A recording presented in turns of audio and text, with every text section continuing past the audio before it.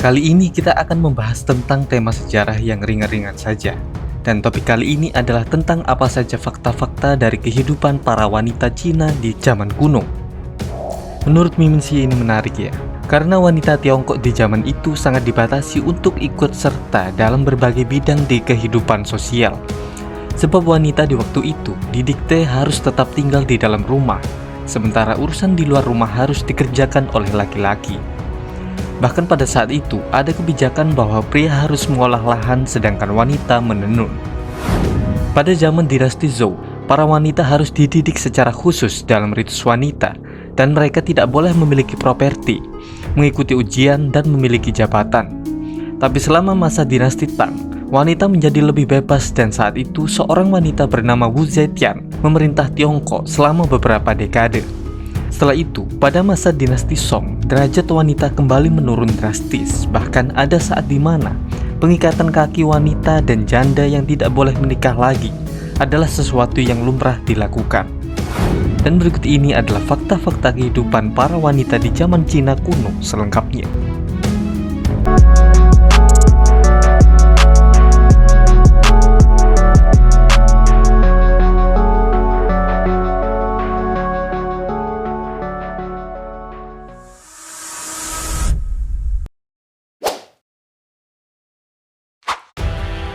Secara teori, setidaknya wanita dipandang sebagai bagian keseimbangan kehidupan seperti yin dan yang, yaitu tatanan kehidupan yang saling berlawanan namun saling melengkapi, seperti kuat dan lemah, kaya dan miskin, dan terang dan gelap. Di Tiongkok saat itu, jika bisa memilih, mereka ingin dilahirkan sebagai laki-laki. Bahkan beberapa literatur kuno mengatakan seorang wanita terkadang menyatakan kalau mereka adalah pria di kehidupannya yang dulu, tapi direinkarnasikan menjadi wanita sebagai tebusan dosa-dosanya di masa lalu. Parahnya, di zaman itu, banyak bayi perempuan yang dibuang tak lama setelah dilahirkan, sedangkan anak perempuan yang berhasil hidup diberi nama-nama bunga dan burung, dengan harapan anak itu akan tumbuh dengan cantik agar mereka mendapat lamaran dari orang kaya atau pria dengan derajat yang tinggi. Para wanita juga harus belajar tentang kesetiaan, adab berbicara, ketekunan, dan sopan santun, karena nilai seorang wanita saat itu dilihat dari budi luhurnya itu. Wanita yang memiliki budi luhur, contoh seperti janda yang bisa menjaga kesuciannya, terkadang akan diberi penghormatan berupa kuil, monumen, atau prasasti setelah kematiannya. Dan praktis seperti ini sangat populer setelah terbitnya karya dari Zhu Xi, seorang cendekiawan Neo-Konfusianisme pada abad ke-12 Masehi. Pernikahan di Tiongkok kuno biasanya diatur oleh kedua belah pihak orang tua. Mereka tidak mempertimbangkan cinta di antara calon mempelai, tapi mereka mempertimbangkan keuntungan ekonomi dan sosial yang bisa didapat. Selain itu, ada juga mak comblang profesional yang mencarikan pasangan yang cocok untuk para wanita dengan mencocokkan perbintangan mereka. Praktik ini pernah digambarkan dalam film Mulan di awal-awal ceritanya. Perjodohan ini biasanya juga sudah diatur sejak mereka masih bayi atau anak-anak.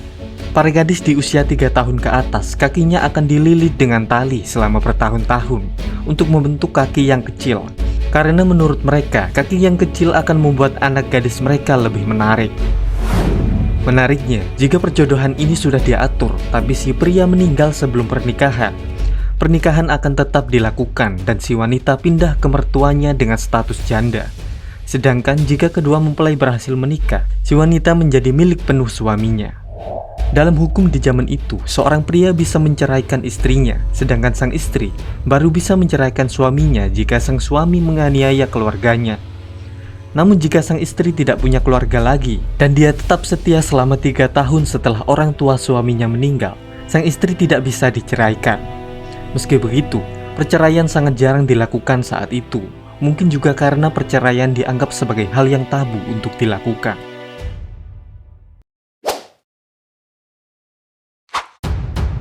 Selama masa dinasti Han, pajak khusus akan dikenakan kepada keluarga yang di dalamnya ada wanita yang tidak menikah. Sedangkan wanita yang melahirkan bayi akan dibebaskan dari pajak selama 3 tahun, dan suami mereka bebas dari pajak selama 1 tahun. Dalam norma sosialnya, para wanita harus tetap berada di dalam rumah dan para istri memiliki tanggung jawab untuk mengelola keuangan keluarga dan pendidikan anak-anaknya. Sementara perempuan dengan status yang lebih rendah seperti istri petani, mereka harus bekerja di ladang atau persawahan. Karena banyak petani tidak punya lahan sendiri, mereka bertani dengan menyewa lahan. Dan karena itu, para wanita ini rawan menjadi sasaran pelecehan si pemilik lahan. Mirisnya, pada saat kekeringan atau gagal panen, banyak wanita yang dipaksa menjadi seorang pelacur. Di sisi lain, ketika kerajaan mengalami masa sulit, beberapa dari mereka dipanggil untuk melakukan kerja paksa seperti para pria sebagai bentuk pembayaran pajak pada beberapa periode di Tiongkok kuno. Pada masa dinasti Song di abad ke-10 sampai 13 Masehi, angin segar mulai berhembus kepada para wanita yang mana saat itu mereka lebih bebas. Bahkan mereka bisa mengelola penginapan dan bisa menjadi seorang bidan. Meski para pria biasanya hanya punya satu istri, tapi mereka bisa menggunakan pelacur dan memasukkan wanita lain sebagai selir ke dalam rumah secara terang-terangan. Para selir tidak mendapat status hukum seperti istri sah, karena mereka digolongkan sebagai pelayan dan anak-anak dari selir juga tidak diberi status dan hak waris yang sama dengan anak-anak istri sah. Tapi sang istri tidak boleh menunjukkan kecemburuan mereka, karena hal itu bisa membuat mereka diceraikan dan bisa membuat mereka lebih menderita. Seorang selir biasanya berasal dari kelas bawah dan masuk ke keluarga yang lebih kaya. Pelacuran adalah hal yang umum dan lumrah di kota-kota pada saat itu. Bisnis seperti itu sangat menguntungkan dengan para pejabat dan pedagang yang sering berkunjung ke rumah-rumah bordil yang ada di kota-kota.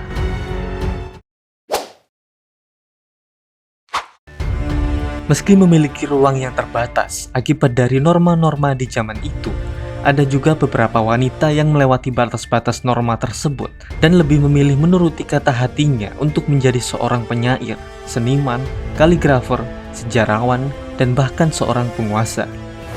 Salah satu dari wanita-wanita itu adalah Ban Zhao yang hidup pada tahun 41 sampai sekitar 115 Masehi. Ia adalah salah satu penulis dan cendekiawan wanita paling terkenal di masa-masa awal dinasti Tiongkok. Dia menulis tanggapannya tentang karya klasik Konfusianisme, dan karyanya yang paling terkenal adalah Nuje atau instruksi untuk para wanita, yang menjelaskan tentang 4 kebajikan yang diharapkan dari seorang wanita, yaitu cara berbicara, perbuatan baik, perilaku, dan pekerjaan. Dalam karyanya itu, Zhao menekankan bahwa wanita harus tetap tunduk pada suaminya, dan ia yakin kalau wanita yang bisa meringankan pekerjaan suaminya akan mendapat keuntungan yang setimpal. Teks Nuje ini sangat berpengaruh kepada para wanita di zamannya, karena banyak wanita yang mempelajari teks ini dan akan dibacakan kepada para wanita yang buta huruf. Selain Zhao, wanita hebat lain adalah Wu Zetian yang hidup sekitar tahun 620-an sampai 705 Masehi. Awalnya ia adalah seorang selir dari kaisar dinasti Tang, yaitu Kaisar Taizong, dan diwariskan ke Kaisar Gaozong, yang kemudian mengangkatnya secara resmi menjadi permaisuri pada tahun 655.